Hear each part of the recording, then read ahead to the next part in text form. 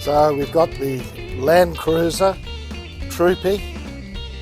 Its build date was January 2024, but its completion date was March 2024.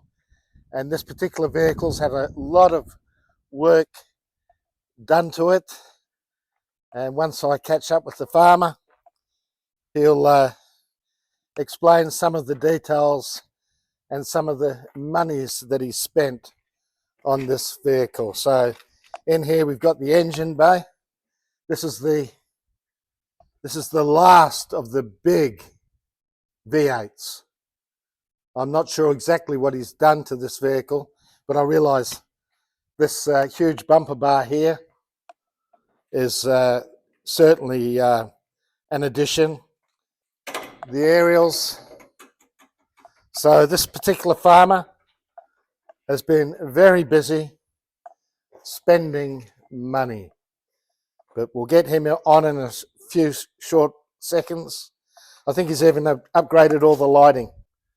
So here we have the owner of this car. His name is Ray, and he's going to start to run through some of the modifications that he's done to this 2024 Landcruiser Troopy. Thanks, Ray. Hello, and thank you. What we've got here is a winch. It's a 10,000 pound worn winch that runs directly off the batteries. What I've got here is an isolation switch. In case of a front end smash, I haven't got live cables going to the winch. I can turn it on and off. Coupled with that, I have two, positive and negative here. They're used for jump starting vehicles or for blowing up your tyres. It saves having to put the bonnet up. You've got a ready power supply here. It's all fused. So if there is a short, it will blow a fuse. What else we got at the front here is two antennas. This one here is a GME. It's for the 80 channel CB radio and is a 6 to 9 dB gain aerial. This aerial here is for our Telstra 4G system. We have totally lost 4G in this location, and when we travel we're finding that 4G is so intermittent. The Telstra signal also comes up as our navigation system on the Landcruiser itself. So this will help us travelling. We can get the internet, we can get information as to road conditions and such like. What I'm now doing, my test light, is I'm working out a way. We're going to have a pair of spotlights at the front. I'm wiring those up now. I've got a relay, and the system I have for spotlights is a 30 amp circuit breaker. So that's basically at the front of the vehicle. This is new, Ray, as well, the tow yeah, bar. And we've got a root bar here made by ARB.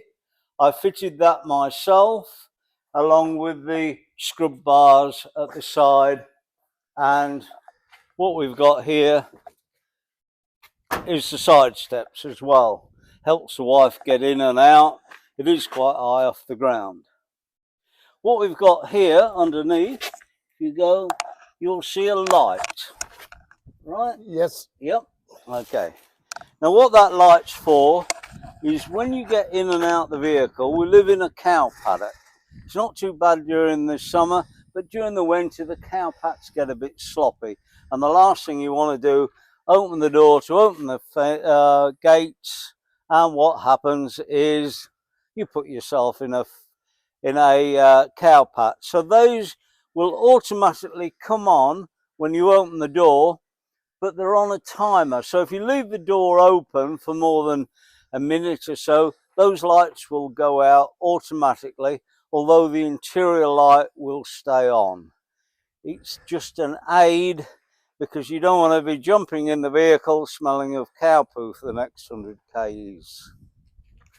What we've got here is where we are. We only have a the parish lantern, which is there for half the month, and I've put these on because of reversing. Where we are, no street lights or anything like that, and what we've got is a light either side. They are connected to the reverse lights, but at the same time I can switch those on independently if we've got the caravan and setting up. What we've had to do is modify the tow hitch. I've had to raise it from the original Toyota one because it's so low ground, and we've put these steps on by Heyman Reese. They're quite good, okay, and we can easily use. Age is not with us, but they're very good as a side step. I've got a problem with the wobbling. That's going to be fixed later. We've also put a set of handles here so as the wife and I can get in and out quite easily. The vehicle is fit for purpose for the lifestyle we have. What I've also got at the bottom here is that's a 240 volt output because I put an inverter in here. We've got two outputs. One is for the lights and one is a control system for the caravan, and I've got two Anderson plugs here, and they are designed to put power into the caravan for the fridge and charging the batteries when we're going. We've also got the original one here, which is a 7-pin West Australian round plug. Did you put the little reversing lights? Yeah, the reversing lights, they're coupled up to the reverse system as well, because I don't want to hit anything reversing, and we are reasonably confined here. Things do get left, and the last thing you want to be doing is bumping into anything. Wow. What I've got here, this is a work in progress. That's my control panel. We've got fuses, we've got relays, diodes. So that's the heart of what makes this vehicle it is. Cables I've run inside, taking the wall paneling off, and they go in there. One thing you don't want to be doing with a vehicle is seeing cables all over the place. Got a yellow cable there. I'm putting an additional interior light, and that again is on a timer. The system they've got on Toyotas, it's pretty poor. It goes back to about 85. We had our first personnel carrier in about 94, I think it was. I got one. As I'm looking at the windows, Ray, I can see that they're tinted. They're tinted, yes. This is another extra. Yeah, the whole tint cost us $500 in Margaret River. We're quite happy with that.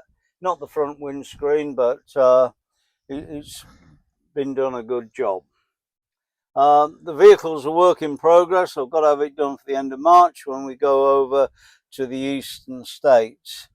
I try and make it as easy a system that I can work and the most comfortablest that we can do.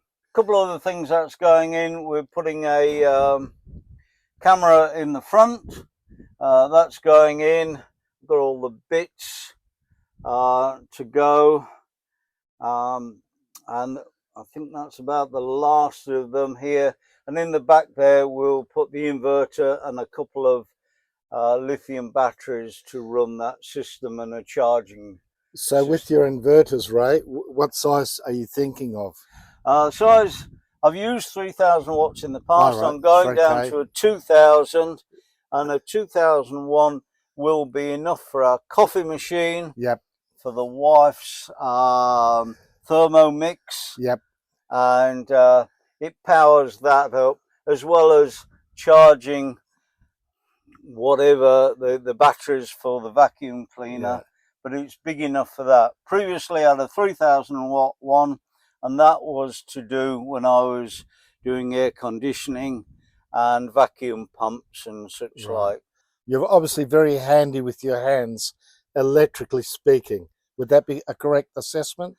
Yes, my job when I was working was as an auto electrician, Okay. based in Newdigate, working on agricultural and farm utes and mining equipment. Okay. So can you take us for a test drive in your vehicle, Ray? On your property only? Yeah, I can do that for you so you can have a look. So I know this car's a V8. What size motor is it? 4.2. The last of the 4.2s? The last of the 4.2s. It took me 22 months to get it. 22 months you had to wait. 22 months what I waited for it. All right. I'm happy with it. Yep. This vehicle has got the most brilliant radio you could ever wish. It is fantastic. There you I go. can pick up waging on 558 or 684 from Bustleton. It's as clear as a day. You get an ordinary vehicle. They've got a shark fin aerial on the back there, and you'll get absolutely nothing. That is the best thing about this vehicle is the radio. So what he's saying, folks, is that he can pick up a radio station 300 k's away, which is really good. So there's the logo, Toyota Landcruiser, the last of the big 4.2s. The tyres on this are huge. What size wheels are they, Ray? Are they 26? Sorry? Are the wheels 26 inch? I do not know. They're standard with the vehicle. Yeah, they're beauties. Big wheels. So, folks, just to give you an idea, I'm not particularly tall, 5'9", and the step is down to my knee to get in. There's a handle here, so we'll just climb into the driver's side. So this is a typical farm in country Western Australia, and I dare say this is a typical vehicle that a lot of farmers have. They certainly have Toyotas. Now, you can hear the rumble of that motor. Just to give you an idea of the property, there are no neighbours here unless you include trees. Yeah, it's 30 degrees outside, and the air conditioning with all Land Cruisers is absolutely brilliant. Gets especially with the utes. They're the yardstick I used to use when doing air conditioning. You'll never get anything better than the front cab of a Land Cruiser. Been here 5 years. We were retired from Newdigate, and it was, I wouldn't say run down. There was no house on it, and we've put a house on it, fixed up all the fences, and there's currently a project to protect the yellow and white bellied frogs. Fencing has taken place so that the areas, they're more wetter areas, is protected because of those type of species. We've got over there, that's a concrete rainwater tank which is filled from the next door neighbour's property, although we can fill that in event of emergencies and what have you from our own dam pumping water this way. What's that beeping? Is that because I've got seatbelts? This is the seatbelt beeping. Okay, we've got various alarms. It is a pain in the neck, especially when you're in and out of a vehicle in a farm situation. Yeah, so there's a few cows just over there on the next paddock, just here. It's pretty dry at the moment. What we've also got is if you cross over the white line, the alarm goes off, and it's also got an eye for the road signs, speed limits, and it tells you if you're going over the speed. So it's quite a smooth ride considering the type of vehicle it is. It is reasonable. What you've got under your seat is a cushion. Came from Amazon because the wife complained two things. One, it was quite a hard ride and she wanted a much softer ride similar to the vehicle. But by putting the cushion there, it's actually given her a lot more leg room. Turning circle's not bad. Look, it's a big vehicle. You accept that it is not going to be like a Mini. Here is the area to the left, which has been cordoned off, fenced off, and we've got trees planted, and it has been managed. This is a government project, getting basically more controlled areas for the local wildlife. The frogs are the main one that they're after in this area. We've got much more wildlife or birds coming in this area.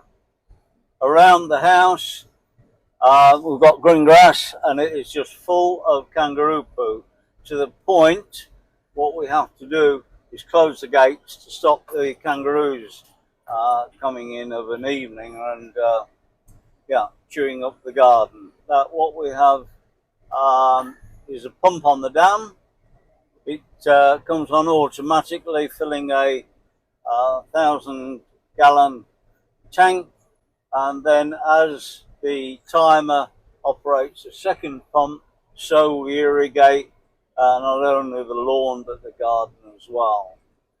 We've got a windmill here. That is a job in progress, because I would love to have a windmill. We've got ducks on the dam. They vary between probably having 30, probably a number of half a dozen will be resident here. Is that a firewood supply over there, Ray? Yeah, what we've got here is piles of wood. They're separated in case of fire. Yep. And I trust that those heaps of wood will see me through in life. Right, so I can see 6 piles. 6 piles, yeah. Yeah. There is one where we just use drop wood in there, and I don't chop the trees down. All I do is branch falls down, I chop it all up. This is an area which has not been cultivated. It's been left. So not only are we looking at the car, we're looking at a lifestyle of a couple of people on a West Australian farm. What an unusual way to talk about life. 6 piles of firewood to see a person's life out.